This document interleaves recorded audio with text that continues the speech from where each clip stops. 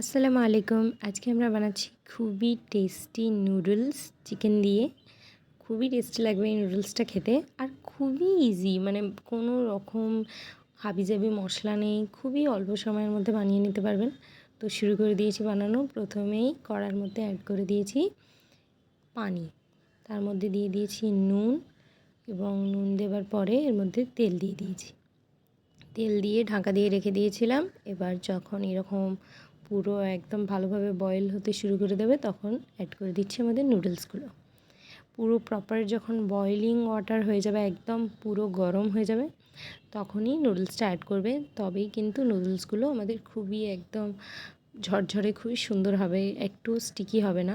তো নুডলসের পানিটা দেখুন অনেকটা কমে গিয়েছে এবং নুডলসটা সেদ্ধ হয়ে গিয়েছে। এই মুহূর্তে আমি গ্যাসটাও অফ করে দিয়েছি। আমি ভেঙে দেখাচ্ছি যে নুডলসটা পুরো সেদ্ধ হয়ে গিয়েছে। এবার আমি পানিটাকে স্ট্রেন করে নেব।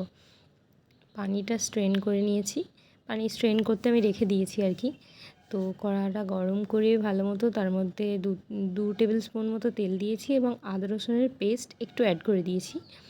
তারপরে এই চিকেনের মধ্যে মানে 2-3 পিস মতো চিকেন নিয়েছিলাম। তার মধ্যে নুন, হলুদ, লঙ্কা গুঁড়ো, একটু ধনে গুঁড়ো এবং একটু জিরে গুঁড়ো মিক্স করে 10 মিনিট মতো রেখেছিলাম। মানে যতক্ষণ আর কি আমাদের নুডলসটা বয়েল হয়েছে ততক্ষণে চিকেনটা একটু ম্যারিনেট হয়েছিল। তো আমি বড় বড় বেশ পিসেস করেছি যাতে বোঝা যায় ভালো করে আর কি। চিকেনটা বেশ ভালো মতো যখন একটু সিদ্ধ হয়ে যাবে তখন আমি এর মধ্যে দিয়ে দিয়েছি কুচি করা ক্যাপসিকাম, কুচি করা পেঁয়াজ এবং কুচি করা টমেটো। দেখুন সবগুলোকেই আমি একই মানে লম্বা লম্বা করে কেটে নিয়েছি। এবার অ্যাড করে দিয়েছি নুন, দিয়ে ভালো মতো মিক্স করে নিয়েছি।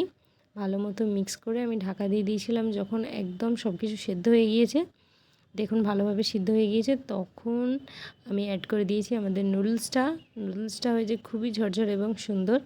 এবার আমি নুডলসটাকে আগে মিক্স করে নেব ভালোভাবে, তারপর দেখাচ্ছি কীরকম লাগছে ব্যাপারটা দেখতে।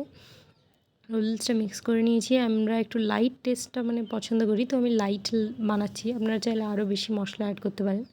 তো এর মধ্যে আমি দিলাম অল্প পরিমাণে ডার্ক সয়া সস, একটু দিয়েছি চিলি সস, এটা গ্রিন চিলি সস, আপনারা চাইলে রেড চিলি সসটাও ইউজ করতে পারেন। তারপরে দিয়েছিলাম টমেটো কেচাপ। এবার ভালো মতো নুডলসটাকে মিক্স করে নিয়েছি। মিক্স করে 5-10 মিনিট মতো ফ্রাই করলেই ব্যাস রেডি হয়ে যাবে আমাদের নুডলস। খুবই টেস্টি হয়েছে দেখুন। আমি শসা দিয়েছি পাশে, একদম রেস্টুরেন্টের মতো খেতে লাগছিলো। এটা আমি মানে স্ট্রিট স্টাইলের মতো না, আর রেস্টুরেন্টে আপনারা যদি কোনো দিন চিকেন নুডলস খেয়ে থাকেন তো সেরকম একটা টেস্ট আমি পাচ্ছিলাম।